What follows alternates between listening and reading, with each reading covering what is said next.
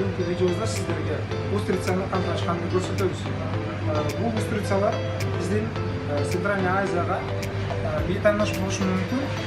Среднеземноморьеда ким жашаса, же Тунис мемлекеттерінде ким жашаса, ошолорго белгилүү. Bunun 50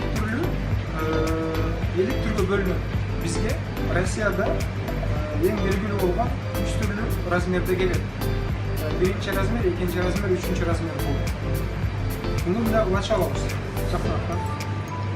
Атаем нож для устрицы.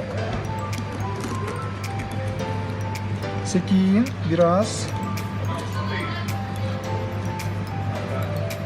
Бұл жерінде атайын чарым болады. Чарымын секунд biraz кесіп аласыңыздар. Бұның өлік же тірек екенін біліш үшін атайын способ болады. Атайын бычағыменен бұл жерін тізесіңіздер. Қимылдаса, значит, бұл живой болады. Тірі. Қимылдаса, мұны жегенге болбойды. Бұны егер өлігін жесеңіздер, отравление боласыңыздар. Бұны украшение қылғанын сразу сіздерге көрсетіп береміз.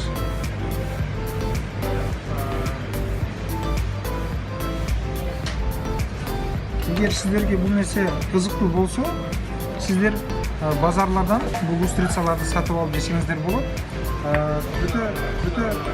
Бұл Россияда, Москвада бұл қымбат тұрмайды. Штугу 150-200 рубльдан жоғары болушы мүмкін. Бірақ ресторандарда 300-500 рубльдан жоғары болады. Бізде сіздерге жештен бұрын атайын ішінде дағы чарым бол, чарымды тазалап алсаңыздар.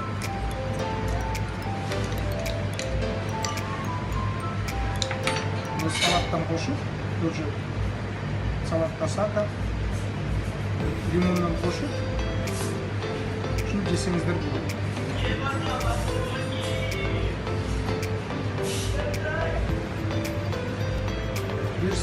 Біз лимонмен заправка қылып алғанымыздан кейін бұны бір жегеніңіздерді сразу үстіп аласыңыздар.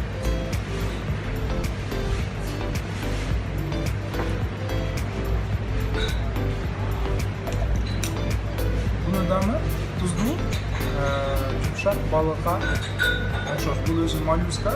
Бұлар екі түрге бөлінеді. Основной белый жемчуг и финдеклер болды. Белый жемчуг ең жегенге жақшы.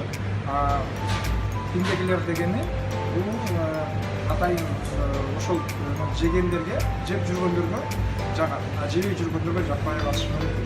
Өтендештер, бүгін біздің каналдарға қатталыңыздар, біздің видеолармен бөлішіңіздер. Біздің видеолар қаншалық көп көріліп, қаншалық көп қуас басылған сайын, біз сіздерге жаңа да біздің видеоларды қаншалық көп көрген сайын, біз сіздерге бұны дағы да жақшылығы тапқанға әрекет қыламыз.